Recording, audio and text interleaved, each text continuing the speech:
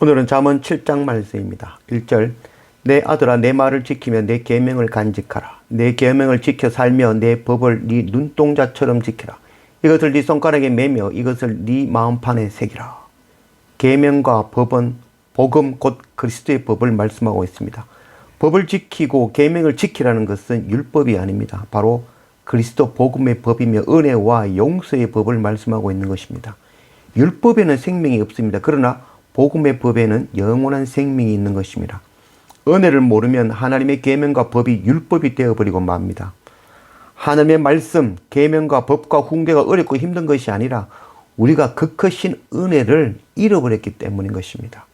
4절 지혜에게 너는 내 누이라 하며 명철에게 너는 내 친족이라 하라. 그리하면 그것이 너를 지켜서 음녀에게 말로 호리는 이방 여인에게 빠지지 않게 하리라. 십자가 크신 은혜를 깨닫고 하나님의 계명과 법을 마음에 새기고 지혜의 동생이 되고 명철의 가족이 되라라고 말씀하고 있죠. 이 말씀은 동일하게 예수님께서 하신 말씀입니다. 마가복음 3장 33절 말씀 대답하시되 누가 내 어머니며 동생이냐 하시고 둘러 앉은 자들을 보시며 이르시되 내 어머니와 내 동생들을 보라. 누구든지 하나님의 뜻대로 행하는 자가 내 형제요 자매요 어머니이니라. 누가 주님의 동생이고 누가 친족이 되는 것입니까? 바로 하나님의 뜻을 행하는 자인 것이죠. 하나님의 말씀과 계명과 법을 마음에 새기는 자가 바로 주님의 동생이며 예수 그리스도의 가족이 되는 것입니다. 6절 내가 내 집 들창으로 살창으로 내다보다가 어리석은 자 중에 젊은이 가운데에 한 지혜 없는 자를 보았노라. 그가 거리를 지나 음녀의 골목 모퉁이로 가까이 하여 그의 집 쪽으로 가는데 저물 때 황혼 때 깊은 밤 허감 중에라. 그때 기생의 옷을 입은 강교한 여인이 그를 맞으니 이 여인은 떠들며 완악하며 그의 발이 집에 머물지 아니하며 어떤 때에는 거리 어떤 때에는 광장 또 모퉁이마다 서서 사람을 기다리는 자라. 잠언의 말씀은 비유와 바로 수수께끼죠. 바로 이 마샬과 히다의 말씀입니다. 밤이 되어 음녀들의 골목으로 들어가 음녀의 유혹에 넘어간 그 육적인 간음과 음란을 이야기하는 것이 아니죠. 그렇다면 나는 그런 일 없으니 이 말씀과 나와는 아무 상관이 없는 말씀이 되는 것일까요? 그렇지 않죠. 이 잠언은 세상 윤리 도덕책이 아닙니다. 지혜가 없는 어리석은 자가 음녀의 골목 모퉁이를 스스리고 있다라고 말씀하고 있죠.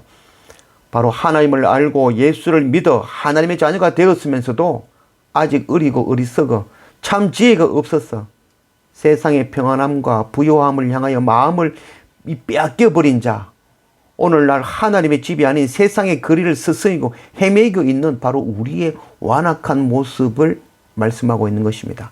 저물 때 황혼 때 깊은 밤 흑암 중에라고 이야기하죠. 그것은 바로 죄와 사망의 어두운 세상을 헤매며 세상의 것을 찾아 헤매는 바로 우리의 완악한 모습을 이야기하고 있는 것입니다.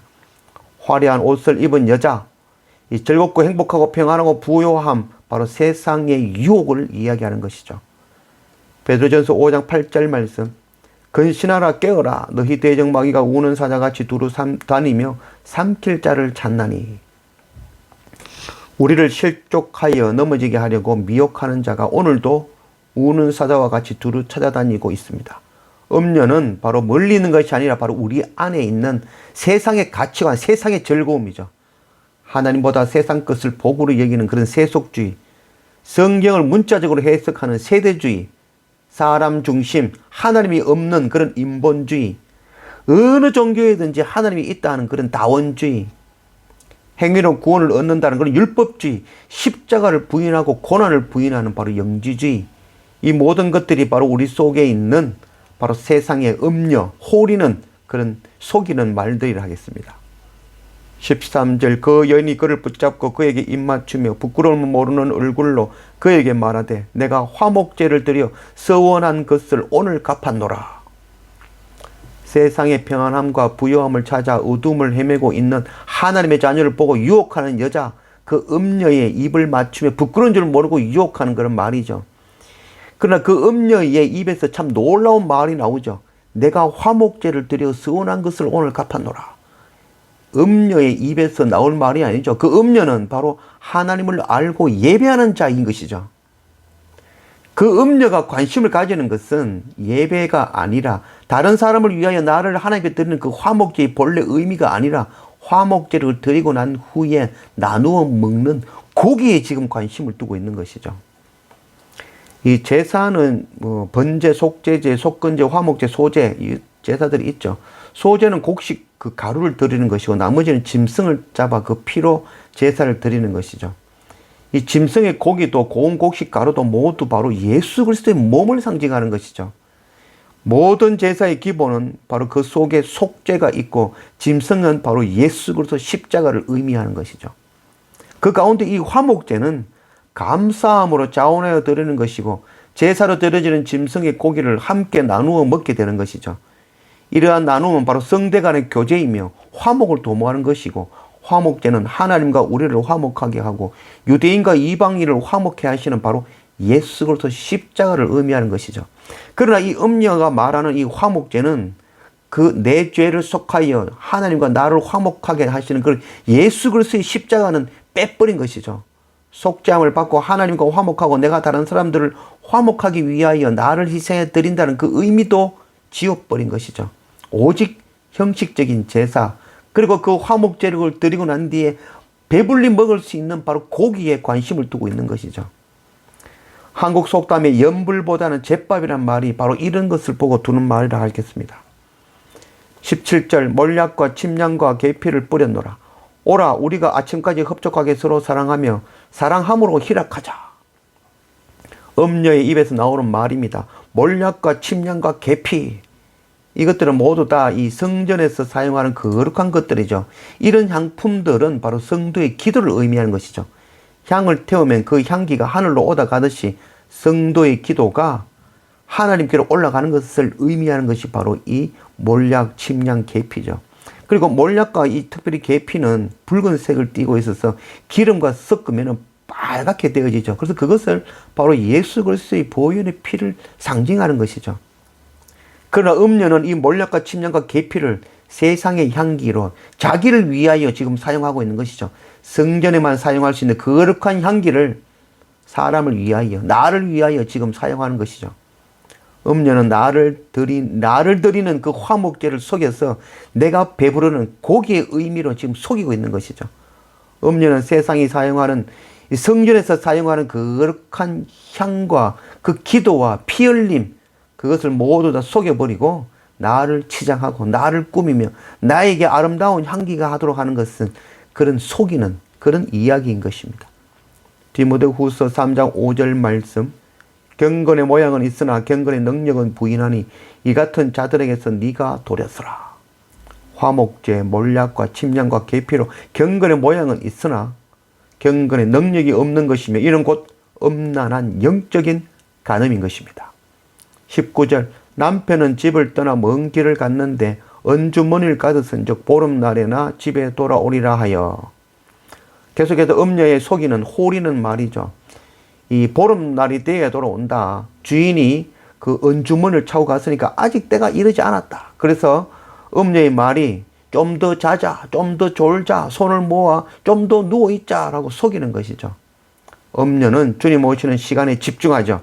그래서 10처녀 중 5처녀는 음녀의 속임에 넘어가 기름을 준비하지 못하고 바깥 어두운 데에 쫓겨나 슬피 울고 말았죠.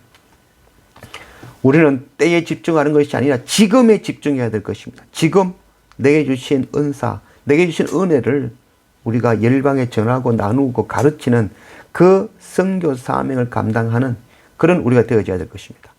21절 여러 가지 고운 말로 유혹하며 입술에 호리는 말로 꿰므로 젊은이가 곧 그를 따랐나니 소가 도수장으로 가는 것 같고 미련한 자가 벌을 받으려고 쇠사슬에 매이러 가는 것과 같도다. 필경은 화살이 그 간을 뚫게 되리라. 새가 빨리 거물로 들어가되 그의 생명을 잃어버릴 줄을 알지 못함과 같으니라. 예수를 믿고 하나님의 자녀가 되었지만 아직 어리고 이 어리석어서 세상의 것과 하나님의 것을 분별하지 못하는 그런 자들, 바로 하나님의 축복을 빙자하여 세상의 평안함과 부요함으로 꿰는 그 음녀의 유혹에 넘어가고 마는 것이죠. 예수를 믿고 우리는 구원받았습니다. 바로 거듭남이죠. 그러나 이것이 결코 끝이 아닙니다. 영적인 어린아이와 같은 그런 거듭난 사람은 하나님의 말씀으로 양육을 받고 자라야 되는 것이죠. 거듭났지만 지혜가 없고 자라나지 않는다면 그것은 죽은 것이라 하겠습니다. 우리가 이미 받은 구원과 또 우리가 지켜야 할 구원과 이후에 완성될 구원이 있는 것입니다. 우리는 중생으로 구원받았고 성화로 구원을 이루어가고 있으며 완전한 구원을 이루어 하나님께 영화를 받게 되는 것입니다. 이제 아들들아 내 말을 듣고 내 입의 말을 주의하라. 네 마음이 음녀의 길로 치우치지 말며 그 길에 미혹되지 말지어다. 대저 그가 많은 사람을 상하게 하여 엎드러지게 하였나니 그에게 죽은 자가 허다하니라. 그의 집은 서울의 길이라. 사망의 방으로 내려가느니라. 음녀의 홀이는 말은 세속주의입니다. 세상 복이 곧 하늘의 복이라고 속이는 말이죠. 좋은 것이 좋다는 말로 홀이는 것입니다. 공부 잘하는 것이 복이고 건강하고 돈 많이 버는 것이 복이고 교회보다는 우선 오늘 시험 치는 것이 우선이고 좋은 직장을 구해야 그 다음에 교회가 있는 것이고 세상 것 먼저 구하려고 또 내가 사는 것이 우선이고 내가 살아야 내가 돈이 있어야 그때 교회 일도 도모하고 선교도 할 수 있는 것이라고 속이는 바로 홀이는 음녀의 말인 것입니다. 학교 졸업하고 돈 많이 벌면 선거하겠다고 속이는 말인 것입니다. 하늘 유업을 담보로 팔아서 땅의 것을 사는 바보같이 어리석은 짓인 것입니다. 하나님의 언약과 하나님의 나라를 잊어버리고 세상 음녀의 유혹에 빠져서 우리가 장차 받아 누릴 하나님의 나라 기업을 담보로 지금 먼저 이 땅의 즐거움과 이 땅의 쾌락을 구하는 그런 담보와 보증 쓰는 그런 어리석은 모습인 것입니다. 세상 것이 아닌 하나님의 나라와 의에 게으르지 말고 개미처럼 열심을 내며 하나님보다 세상 것 탐내는 도둑질하지 말며 하나님보다 세상 음녀를 더 사랑하는 영적인 간음하지 않으며 우리는 한 아버지 하나님의 자녀임을 알고 오늘 지금 우리가 먼저 받은 은혜를 우리 가족과 형제가 나누고 전하고 섬기는 가르치는 그 사명을 감당하는 우리 모두가 되어지기를 원합니다.